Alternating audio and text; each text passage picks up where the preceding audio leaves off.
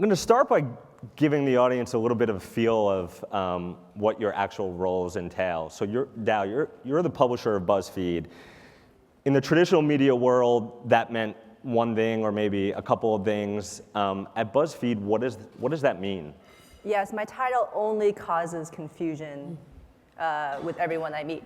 So. Especially reporters. Especially reporters. Yes, nice. But you're not alone. At BuzzFeed, I run the tech organization, which includes engineering, data, product, and design.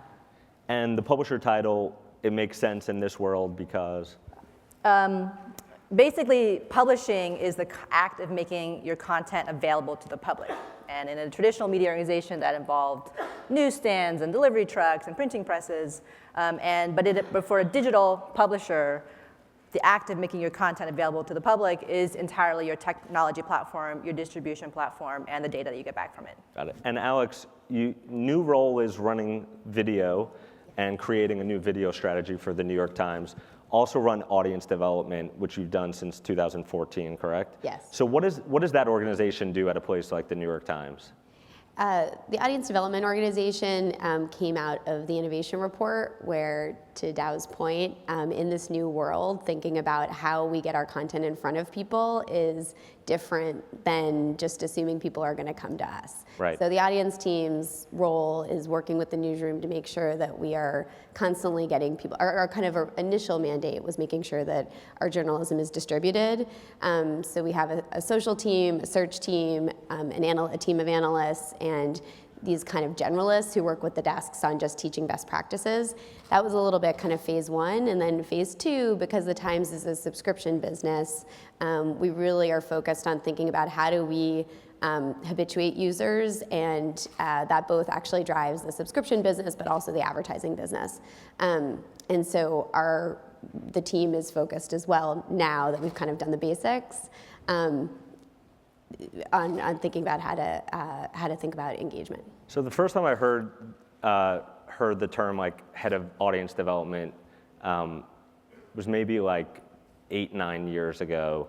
Right now it's very much in demand. A piece of your team is, growing audience across platforms is a big piece of what your team thinks about. How did you get into these roles? Like, these are very coveted positions. What was your skill set? I know there's some story about the dot-com boom bust happened, and you decided you were going to go to Paris and drink wine, eat cheese. Yes. And now you're the publisher of BuzzFeed. That's right. There's a direct path between enjoying life and becoming the publisher of BuzzFeed. I moved to France, like you said, during the dot-com bust, and I was fortunate enough to land at a media company. It was called Le Monde Interactif, which is the website of the newspaper Le Monde, which is the biggest, one of the main newspapers in France. And through a variety of strange events, I ended up becoming the CEO of that organization about 6 years after I started there. Got it. And so I ended up having a lot of experience with media, with running media. But in essence, I'm a tech person. I'm a product person. That's what I love to do. And when I started at BuzzFeed, the reason is because I actually was laid off from a job, and I was looking around for something to do. Who should we tell made a terrible decision? I was laid off from Dow Jones. Okay. I was part of a small venture that they sold, which was fine. And a friend of mine said, "Oh, do you want to have an introduction to BuzzFeed? My husband does their interior design." I said, "Absolutely." This was in 2012. Ben Smith had already been hired, but BuzzFeed was still a small organization at the time. And I spoke to a number of people there, including Jonah, and I really believed in the mission of BuzzFeed and the way in which they were thinking about news and media based on a lot of the experience I had in France. And I basically said to Jonah, I can do anything. I can work on product. I can work on technology. And he said, I really want someone to just own the numbers. I said, I can do that. hire me to Numbers, do that. not sales money numbers. Right, own the data in Data terms of the consumption and think about growth as a technology function. For a long time, growth was thought of as a marketing function, right? So like you want to grow something, you do marketing against it, online marketing, search marketing, other kinds of digital marketing. And he said, no, growth is, it can be very powerful as a technology function. So I said, I can do that. And so I was just really excited to join BuzzFeed, and that's how I became the director of growth. And Alex, you, at one point you were the first news editor at the Huffington Post, do I have that right? Yeah. And then take me quickly through where you are did today. that for 2 years. Yep. I made a detour into law school, which was a mistake, and quickly called Kenny Lair after I graduated and said, please take me back. That was really, I don't want to be a lawyer. So he very nicely Co-founder of Huffington Post. Yeah, rehired me at the Huffington Post. And then I was able to kind of move into working more on the business side. I was the in-house counsel, but I worked very closely with editors and on kind of like business strategy, operations, and partnerships. They sold to AOL, and I ended up going to the Times shortly afterwards. And so yeah, and then at the Times I've been very lucky to do a number of different things. I worked in strategy initially, but then moved to the product organization. And kind of to what you're saying, like part of how I ended up in audience development was building growth into the cooking product. I was the product lead on the cooking product, which is now a year old, but because it was a new product and the Times is not known for cooking, thinking about how do we like build a cooking brand and build kind of like organic growth into the product features itself was part of my job. And so I was then asked to be, after the innovation report was leaked, part of a committee to think about how do we apply that framework to the whole organization. Got it. So basically, BuzzFeed leaked that report, and Yes, then you became exactly. the audience development. And Great. actually, there was, I have BuzzFeed to thank. so there was an awful lot of love for BuzzFeed in that innovation report. And so I'm wondering, a lot of what I think about as someone who follows media, a little bit as an outsider, but just a nerdy person that loves it, is how do you think about an organization like the New York Times with a brand that's cemented, stands for, has stood for sort of the same type of things for a long time, can grow an audience on a lot of platforms where some of what's popular a lot of what's popular, I would say, does not always sort of scream New York Times brand. And especially in your new role as the head of video, I'm really curious. I have never worked at BuzzFeed, but one of the things that I say internally, a lot of people will say, well, like BuzzFeed is not the New York Times, that's not the kind of content we make. But I think what BuzzFeed has done that's so brilliant is think about the systems for distribution and the connection between news, technology, product design, and those things all kind of like working together in a complementary way, which the Times, before the innovation report was leaked, it's totally different in the last year and a half, but Can you give like 15 seconds on what the report was? Oh, sure, yeah. So the innovation report was a team that Arthur Gregg Sulzberger led to look at how does the New York Times need to change in order to kind of be relevant in the digital future. And it was pretty revolutionary at the time for the new. I mean, I don't know if you worked in product at the Times, you kind of were like, yeah. But I think for a lot of people in the newsroom, it was totally a lot of new recommendations that have been all implemented and have really changed, I think, the newsroom for the better. Well, I don't know if I read an interview with you or somewhere else, but the Times is still a place where not everyone is even comfortable like asking a reporter to necessarily like write the Twitter headline for a story. So this is like a big deal. Let's talk for a second about a year ago, the talk of distribution on Facebook, for example, and Facebook Instant Articles started. BuzzFeed and New York Times, one of the first partners. What have you learned about Instant Articles since then? What works, what isn't a big part of your future? I mean, at BuzzFeed, we are definitely excited about developments that help the user experience, right? And that is something that we have always focused on, and that we are very aligned with Facebook about. Instant Articles is and can be a great user experience for the person reading the story because it loads very quickly, gives autoplay, there are a number of great things about it that make the user experience great. And we see that having a positive impact on many metrics. And so I think that going forward, the challenge and the opportunity for Facebook is that Instant Articles needs to provide us with some of the other kinds of things that we, as publishers, need to have. And a lot of that is about monetization, about data, and control over certain things about the. You want to monetize differently than how they're currently constructing sort of the model there? Well, for example, we have sponsored articles on BuzzFeed. That's just one example. Right.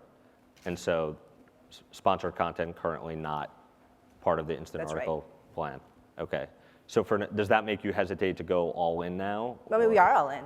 You're all in. So, and like I said, it's great for user experience. And what about the Times?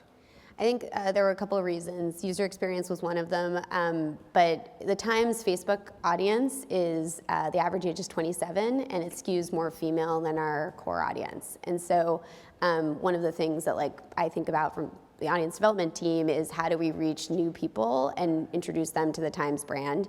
And with Instant Articles, part of what we assumed was going to happen, because the experience was better, those articles that we sent out to Facebook would be shared more widely, and we'd kind of generate a bigger audience for them. So we'd get the New York Times out there. That was one thing. And then, I mean, this is a little bit hard in practice, but a lot of the storytelling tools that they had were really interesting to us. That they started with, and that goes to the experience itself. So we aren't entirely in, and that's in part also for business model reasons. We're a subscription model, and so you've tested it, and currently I won't find Times articles in it, or no, we just send a selection of stories. We don't send our entire report every day. So we send generally our most social stories, and then we identified the content that was kind of most popular on Facebook, which is opinion stories for the Times, and we send our entire opinion report and then a selection of other stories. And it's been great for us. We're really excited to be experimenting. If the business model piece does not work with the way you do business, does being all in end sometime sooner than later, or do you think this is early and you'll find a way? I think it's early, and I think that Facebook's a great partner for us, and I think that we'll find a way. Got it. Facebook video has exploded in the last couple of years. BuzzFeed is, I don't know what percentage of total. Well, we could talk about metrics in a second, but Facebook video is a big part of your business and your reach right now. That's right.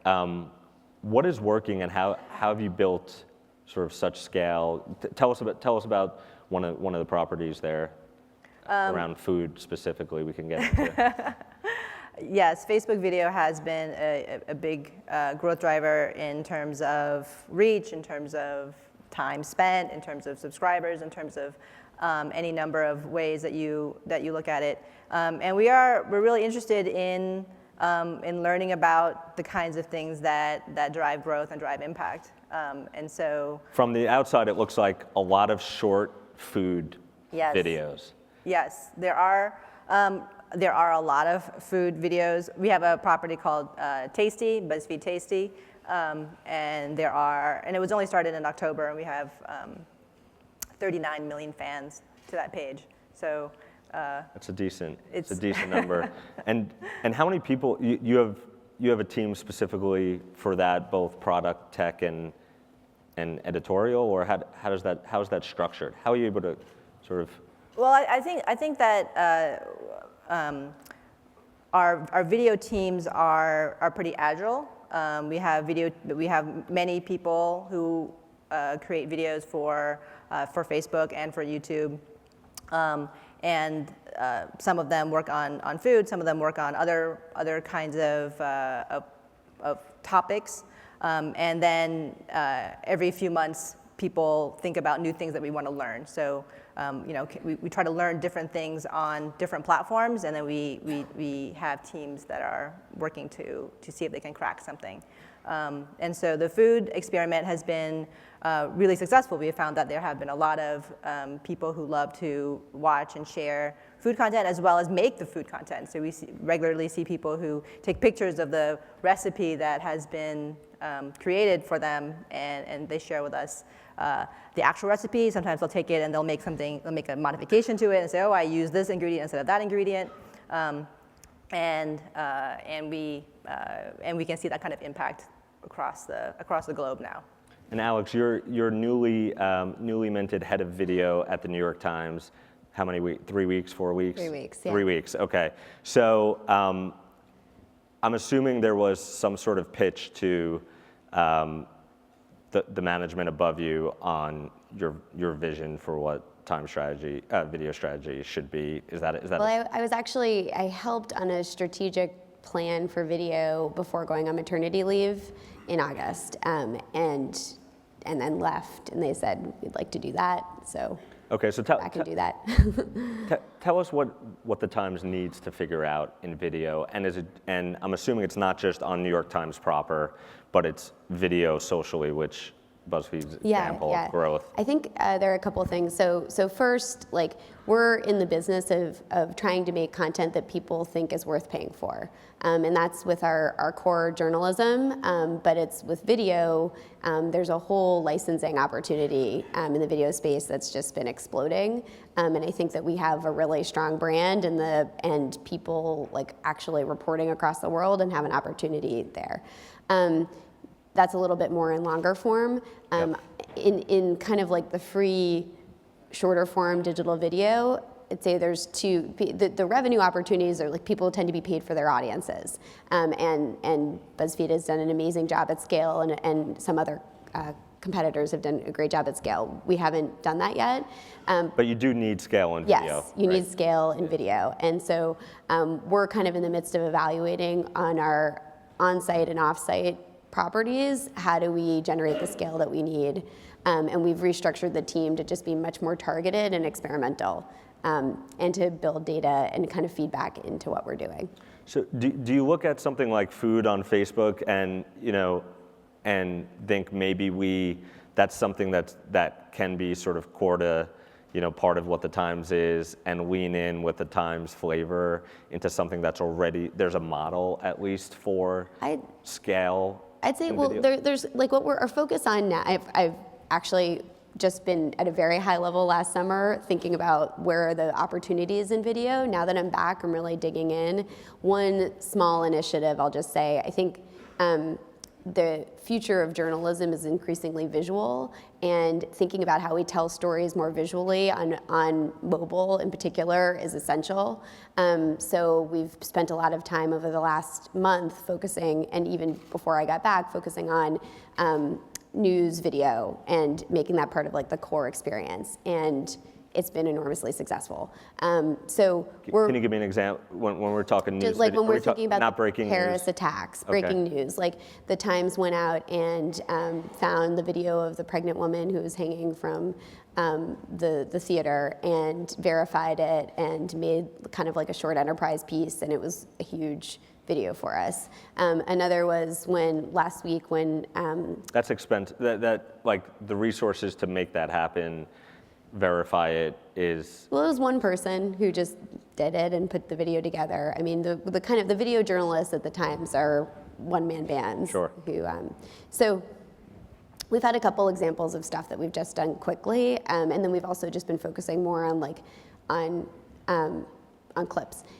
That's one small area that we've just actually been able to do already, but we're looking at other areas of like where does it make sense for the Times brand to get into. So I happen to be very partial to cooking because I worked on that for a while. Right. But we're thinking that through. One thing that's struck me is so Snapchat Discover, New York Times not currently there, correct? Correct. saw someone like the Wall Street Journal beat you there, or for whatever reason. So I'm curious, will the Times go there, and why hasn't that happened so far? I'm personally very excited about these off-platform opportunities. I think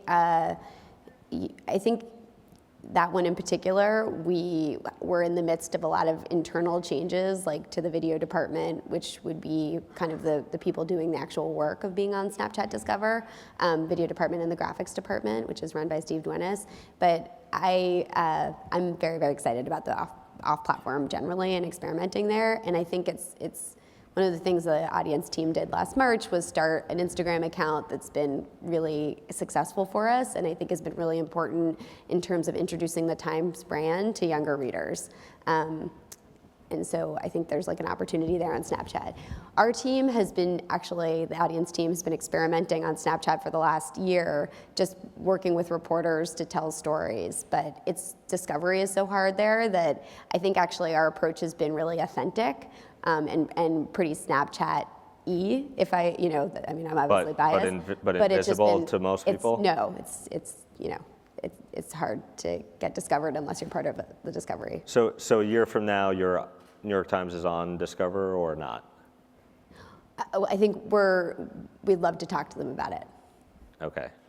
I think they'd probably talk to you.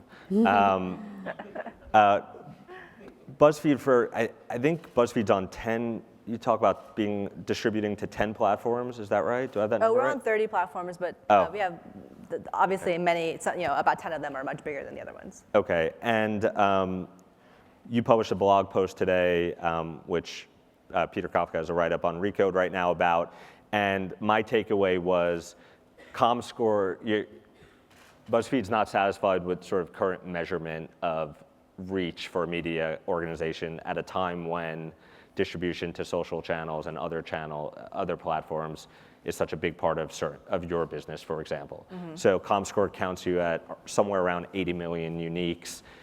In the US. In the US. The BuzzFeed argument, and sort of that, you've been around that number for the last year, and so now you're saying, actually, we think our reach is somewhere around 400 million people. We need someone to figure out a way to measure that, or we want our advertisers to believe that number. What were you trying to get across in the blog post you published today?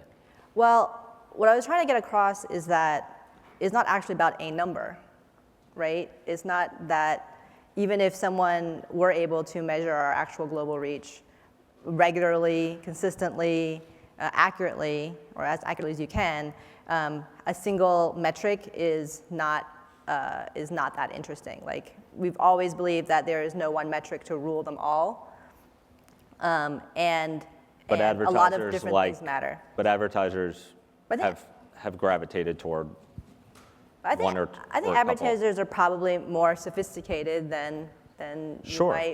than you're giving them credit for. I'm not giving them credit. I'm saying the way business has been done Mm-hmm. has been around one or a handful of metrics, which you are now saying is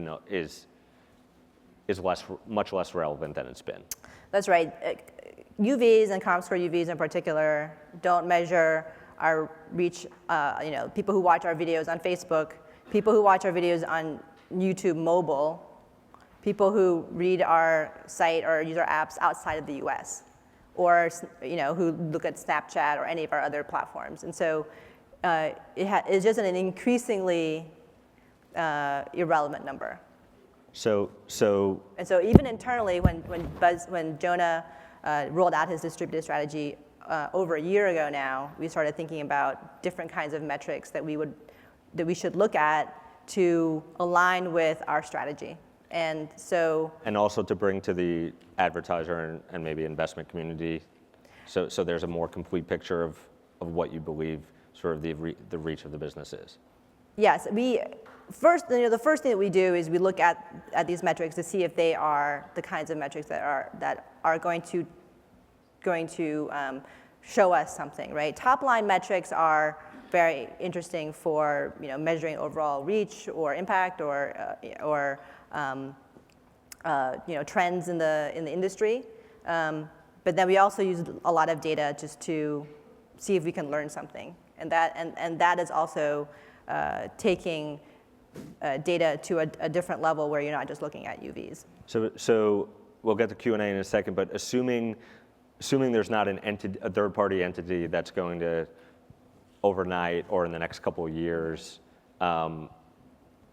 measure things the way you are internally, what is the message to is it a leap of faith for advertisers and potential future investors to trust your internal metrics, or how does that affect the business? It's not even in our internal metrics. It's metrics that we get from third parties as well, from our partners, such as Facebook and YouTube as well. So it's not like we are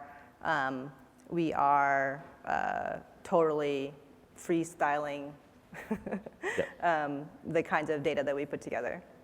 Got it. Okay. So we don't really have an answer there, but I wanted to give it an opportunity for anyone in the audience with a question for either Dow or Alex.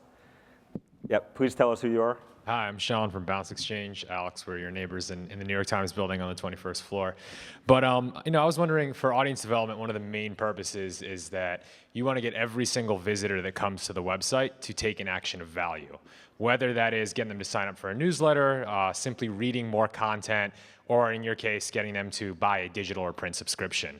Now, everyone likes to talk about this notion of improving the user experience, but what is it specifically that you guys are doing? When I go to New York Times, I might be someone who's coming in from social, and I'm only there to read that one article and then leave your website. I don't care enough about the New York Times brand, or I don't care enough about BuzzFeed to want to sign up for your newsletter. Whereas when Jason goes to the site, he's someone who's coming there every day. He's reading 4 or 5 pieces of sports content or politics content, but he's not on that specific newsletter related to sports or politics.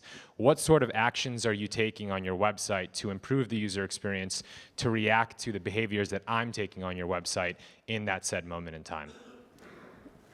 Okay, I'm happy to. So one of the things that the Times is really focused on now is thinking about personalization, but it's not just like a one-to-one relationship, it's also segmentation.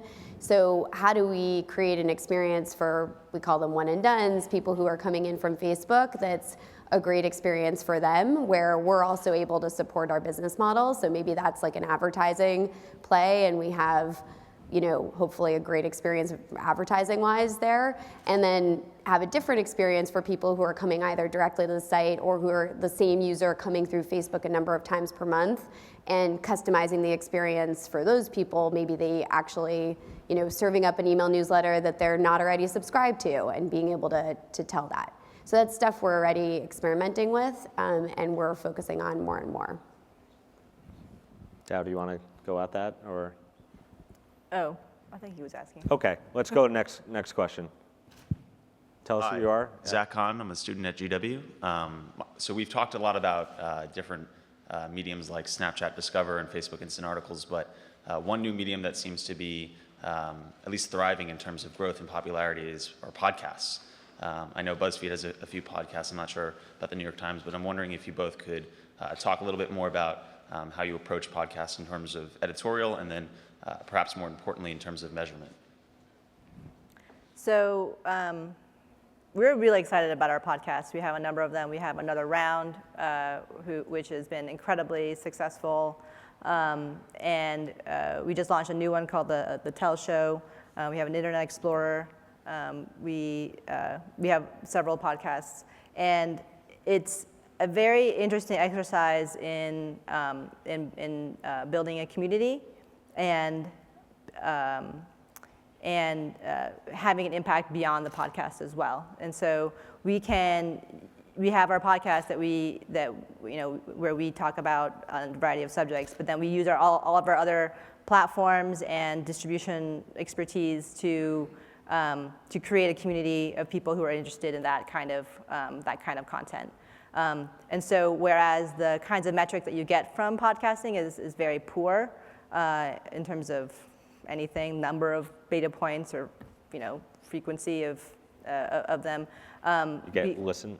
Yeah, basically, downloads. And so we can measure sort of like the community engagement and growth of it on other platforms that that we have created to support the podcast.